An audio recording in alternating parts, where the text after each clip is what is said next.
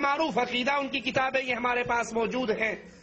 اصول کافی موجود ہے، کلینی کی کتاب موجود ہے، کتاب الارشاد موجود ہے، منتہی الاعمال شیخ مفید کی موجود ہے. جو بھائی دیکھنا چاہے درس کے بعد ہم اس کو کتابیں دکھا سکتے ہیں. اب سوال پیدا یہ ہوتا ہے کہ شیعہ یہ اعتراف بھی کرتے ہیں کہ حضرت علی رضی اللہ عنہ وارضاہ نے اپنی بیٹی ام کلثوم کا نکاح عمر ابن خطاب رضی اللہ عنہ وارضاہ سے کیا.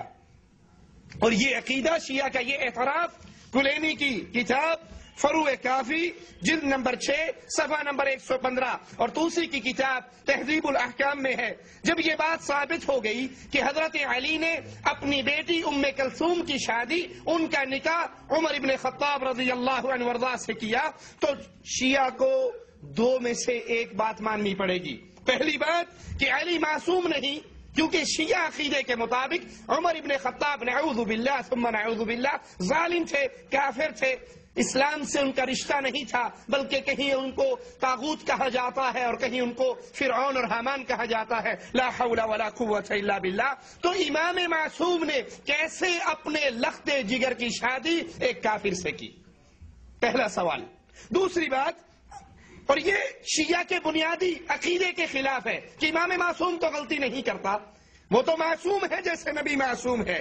تو اگر یہ مان لیا جائے کہ حضرت علی سے غلطی ہوئی، اس کا مطلب ہے پھر وہ امام معصوم، اور جب علی امام معصوم نہ رہے تو باقی 11 اپنے آپ ان کی چھٹی ہو گئی جب ان سے غلطی ہو گئی. اور اگر یہ نہیں مانتے تو پھر شیعہ کو یہ ماننا پڑے گا، اے عقل مندو، اے حق کو تلاش کرنے والوں، پھر یہ ماننا پڑے گا کہ عمر ابن خطاب کافر نہیں تھے بلکہ مومن تھے، اور اتنے بڑے مومن تھے کہ علی ان سے اتنی محبت کرتے تھے کہ اپنا داماد بنانے کے لیے تیار ہو گئے.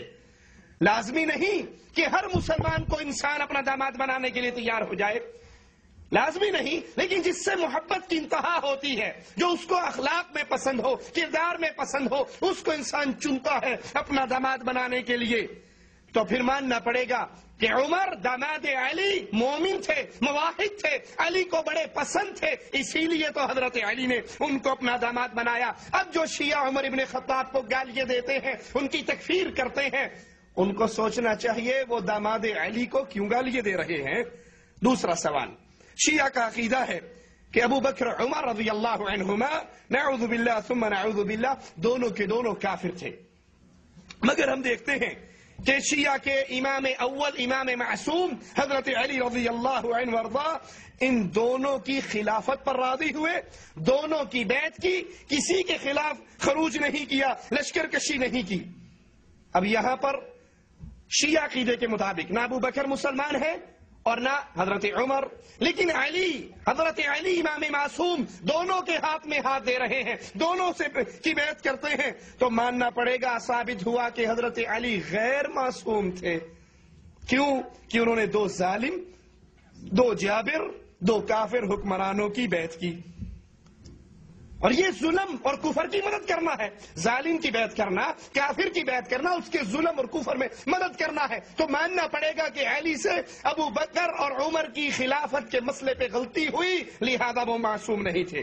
اور اگر یہ نہیں مانتے تو پھر ثابت ہوتا ہے کہ علی کا شیخین کی بیعت کرنا درست عمل تھا، وہ ان سے محبت کرتے تھے، وہ دونوں سچے